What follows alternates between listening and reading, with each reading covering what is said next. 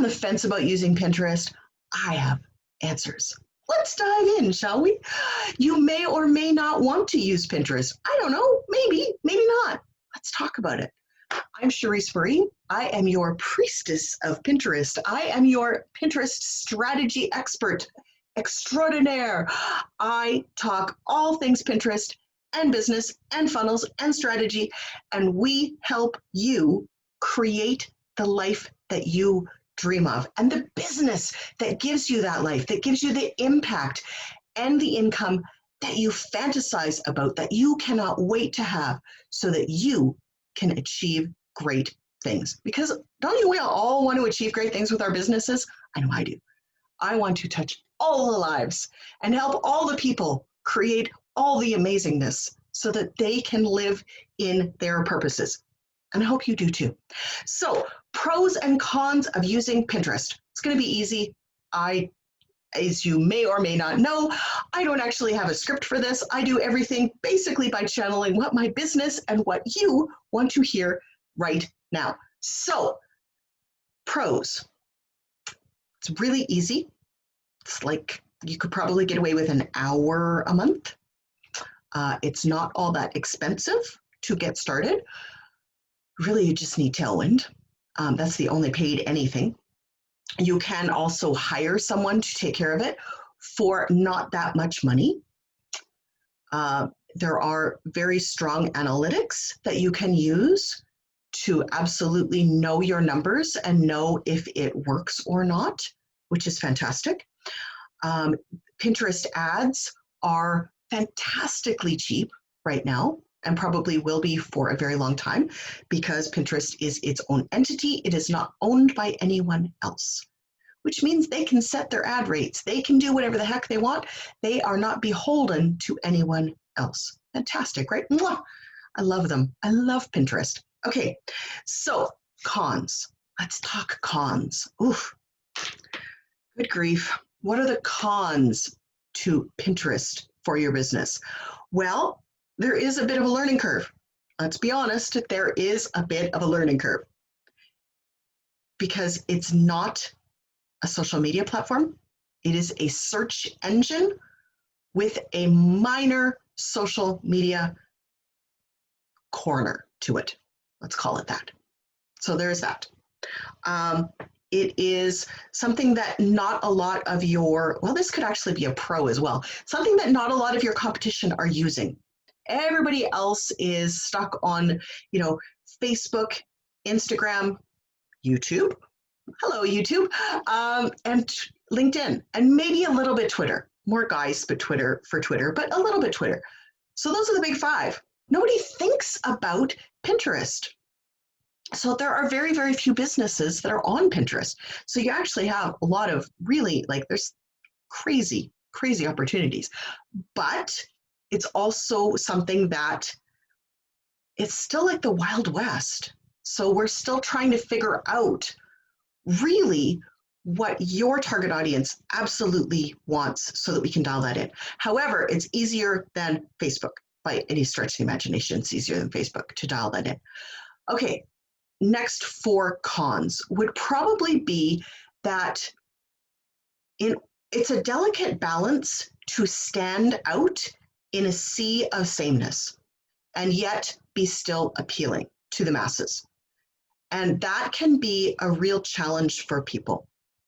It can be very overwhelming and it can be very intimidating to even think about trying to walk that balance beam or that tightrope and really figure it out. Which leads me to my next con, which is you kind of have to have a little tiny bit of a design aesthetic. You have to know what your target audience really resonates with, and then be able to push the boundaries of that just ever so slightly so that they actually want to click on your thing. Now, that can be a little bit tricky sometimes. It's better, especially at first, to get someone like me to walk you through that beginning process so that you and your team can become very, very comfortable with what your aesthetic needs to look like because it's different than your brand. This is another number 5. Okay, this is con number 5. Your Pinterest branding isn't necessarily going to align with your business's branding. I see this a lot with people where they're like, well, but my business branding, I have these specific fonts that I use, and I have these specific things that I do, and these colors, and I'm not willing to deviate in any way, shape, or form from that. But it's the same fonts and colors and schemes and whatevers as everyone else in their niche uses, which means that they are not standing out in any way, shape, or form. And that is a death knell for a new Pinterest business. It really is.